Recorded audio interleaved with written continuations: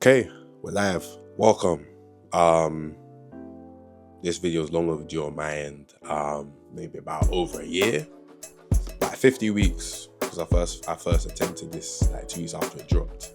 But yeah, this editing thing is long, camera thing, all of that long. But yeah, this is me wanting to do a little breakdown of my project, my EP, Good Grief.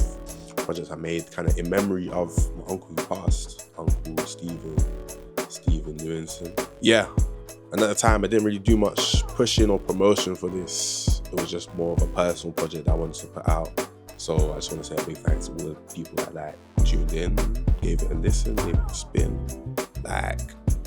We've had a few,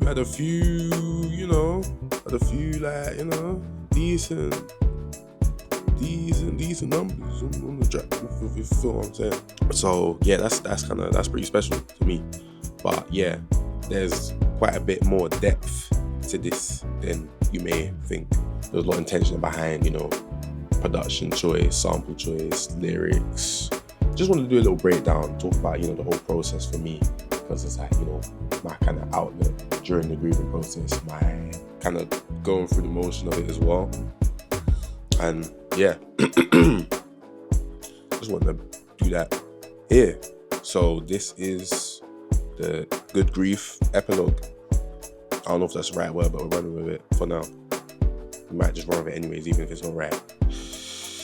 Alright, so the way this project was kind of broken down, not intentionally, but the first 3 tracks, more so for myself to let things out. And the second half is more like intentionally aimed to capture my uncle's essence and things he was about. The day you're seeing this would have been, like I said, a year from this dropping, but I also dropped it on his birthday. And the day you're seeing this, Feb 19th, 2026, would have been his 60th. So yeah, mad thing. But yeah, this is GG Epilogue. Alright, so we have track number 1, Rain Fool. So yeah, this track was like the initial finding out about, his passing. It's like it's unreal. The feeling like just shock, and then like immediate like sadness.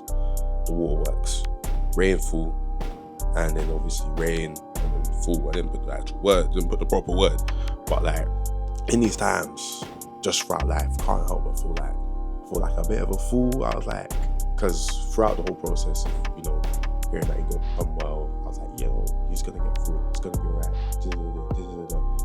It's just like, almost felt like stupidly optimistic.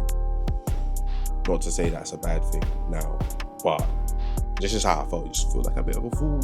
Tears streaming down your face, all of that, you know what I'm saying? Like, never fool. I mean, it's good to cry and feel emotions, but when you go through them, it's kind of like, damn, you know what I'm saying? So yeah, waterworks were in full effect, and it's like I kept reliving that same moment, even days after, weeks after, months after, like that initial hit of hearing that he's passed. And it's like in that moment, it felt so, I could have been there. I was only minutes, but I felt like just eternal in that moment, stuck in that moment. It never ended, like the lyrics say. You get me?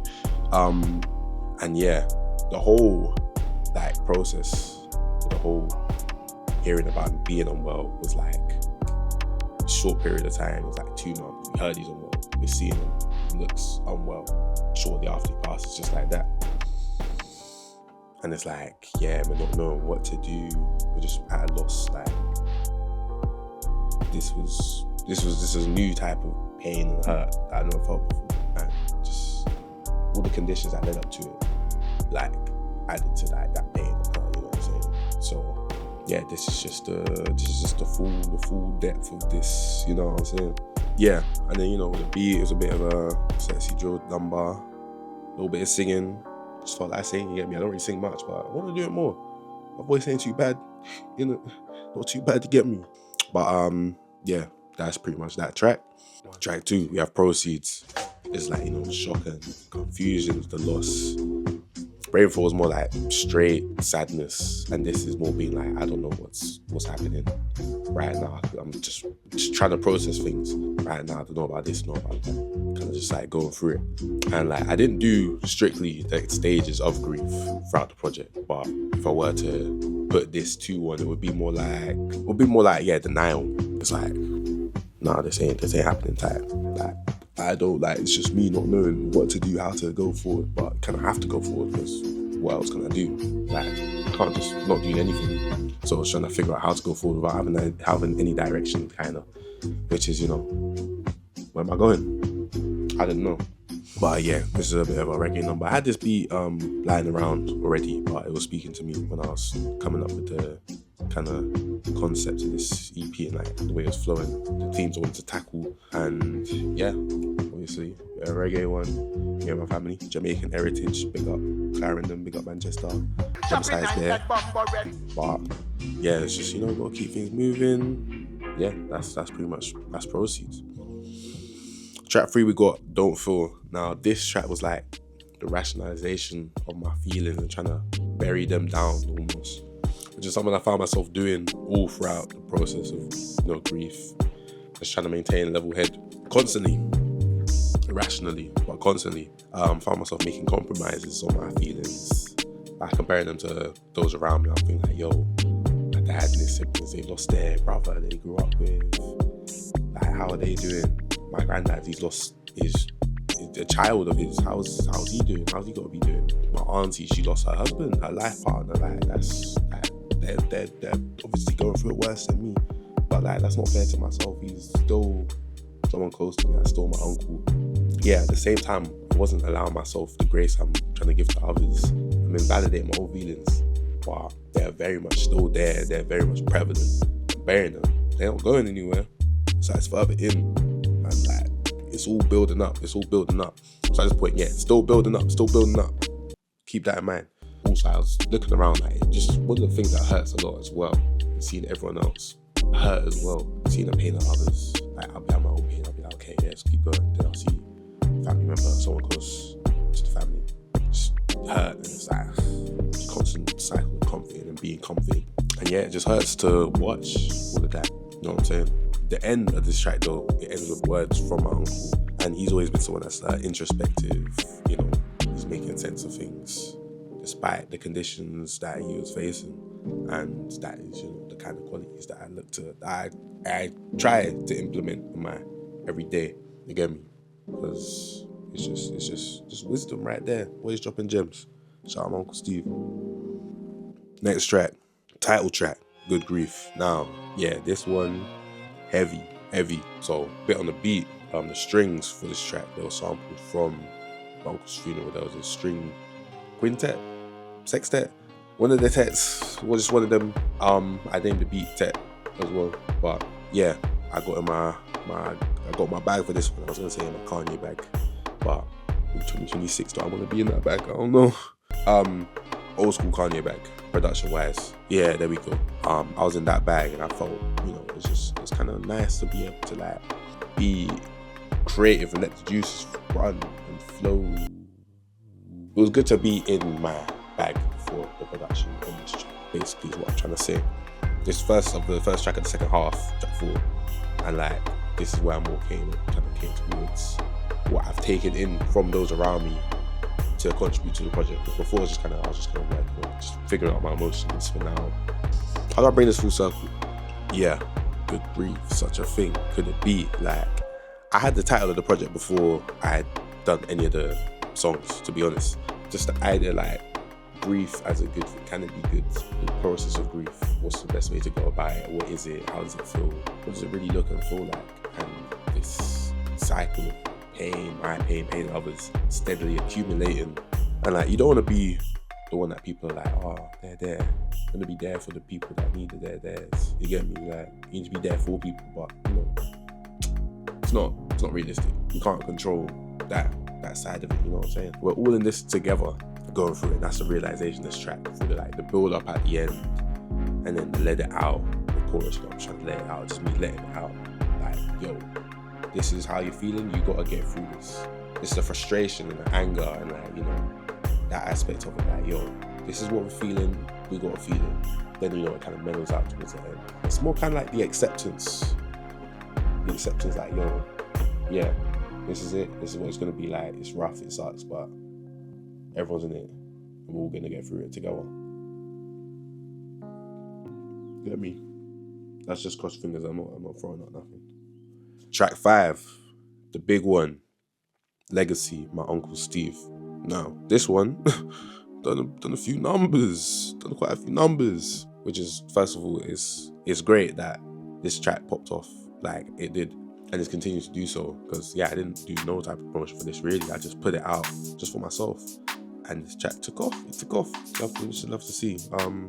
And yeah, this is basically like his story. He was in his music bag. He was doing the music thing proper. Like, you know, from young. Listen to the track. I'll tell his whole story, but just cliff notes. Like, he played bass, played piano, but, you know, session musician, played for big artists like Sade, Spice Girls. And this is a wicked geezer called Steve on the bass. George Michael. He's a long-standing member of Simply Red as well. Just name a few, not to wreck. That was my uncle though. I remember in primary school, I'd be like, my uncle picked me up one time. He had a soft top. He had a soft top BMW, pulled up. I used to, this is bad. I used to tell everyone, oh yeah, my uncle's famous. I used to tell everyone at school, yeah, my uncle's famous. My uncles are famous. Then he pulled up in the drop top, soft top BMW. I remember I was riding. I was like, you put the top down. I was like, well, you know, my school friends were like, ooh. That was bad. I shouldn't have done that. Anyways, that's besides the point. Yeah, like, he's done this properly, and I just wanted this story to, you know, to be heard. Like, I remember my uncle saying, his brother during the funeral, during his speech, he was like, me and my brother, we lived 1,000 lives over. So just putting that perspective into that light, like, yo, he lived a life that tons of people won't be able to live anyways. So that's something to celebrate, and just, you know, celebrating that. So yeah, I think he even got me in my first like studio, properly, his own studio. Me and my friends from during school, he showed me tips and tricks, you know, about production, mixing, all that kind of stuff, you know what I'm saying? So I'm happy to be able to share those experiences with him. And my only regret is I didn't do it more. I kind of wanted to do this music stuff on my own. I didn't really want to, you know, go to my uncles that are doing this. I wanted to be like, yeah, let me get on my own. Let me do this by myself. But I just kind of wish I did, because like, I kind of hold back when I talk about my music. I just wanted to pop out and be like, you know, big star. Be like, yo, uncles, come check, man. Look at me. Big numbers now. You see it. Boom. But yeah, you get me? I was too inner. I was too inner. So that's what I need to be less of. And that's why I'm doing this right now in front of a camera. But yeah, on the track itself though, I sampled this track. And yeah, my uncle, I think both my uncles, either both of them or one of them, they're in the video for it. I found it after searching his name, found a tribute kind of to him. And yeah, he's in the video just looking like swagged out as well. Like, look at you seeing the drip, you seeing that? Like, it wasn't just the music, it's the fashion, the whole image, persona, aura, before aura was term coined for things like that. He had that though.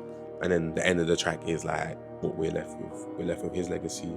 We're left to carry it on, speak on it. Left with his words, the joy, laughter, happiness, emotions, all emotions that he brought, and what I want to incorporate into my life, my, you know, qualities that he showed. I want to show myself as well and share, because, you know, why hold back? Let me have track 6, Fake Cool Image. This is me being like, dead all of this fitting in, being cool. It's dead. It's dead. Like, more time, I don't be feeling cool about much I'm doing or much I'm taking part in or enjoying. You know what I'm saying? Like, society, innit? Like, social conditions, innit? Like, it's all that conditioning. Like, just enjoy what you want to enjoy. Do what you want to do. It's not about fitting in. It's about just enjoying life and living life to the fullest extent. that you should be allowed to. Yeah, don't appeal to the masses. Do what you think. What do you think is cool? Have your own mind, your own train of thought as well. Think for yourself. And you talk about numbers. Do you like it? Do you enjoy it? You know what I mean? It's that simple. Yeah, seen too much of the fake image. We need rid it. This is also interpolation of the track Home by Simply Red, which I said earlier, my uncle was a part of, long-standing member. My uncle had co-wrote that song. I'm trying to find stuff that he had written himself, and when I heard that part of the song, I'm like, that's gotta be, that sounds like a bit of him, because he was just himself. He was just himself, and like that to me was so cool. I'm like, it's my uncle, like, it's just cool, it's just vibes, it's cool guy, like nonchalant, cool, just cool, steezed out to the max. And yeah, I found this track after he passed, and like I was just spinning heavy, and it resonated. So I wanted to include that little bit, and you know, spin it into the final track to conclude this whole project and my journey through this grieving process. Not to say it stopped there, but like my piece I found with it. There's also a sample or interpolation on the intro from this track here, which I found out at his funeral that he used to play a lot when he was younger. Those just those little small bits here and there that I wanted to, like, you know, add the flair of like, yo, this is in memory of him, in his memory. Like, shout out my uncle, never forgotten. And the tracks will live on, the memory will live on. All of that, all of the above. Happy birthday, Uncle Stephen, and we got everyone that tuned in. And if you ain't tuned in, you've got that tuned in now. That's it. Go listen to it. It's on Spotify. Good grief. Where's the D? I'm out. Hopefully you got some more dropping this year. Alright. Manners and blessings, everyone. Deuces.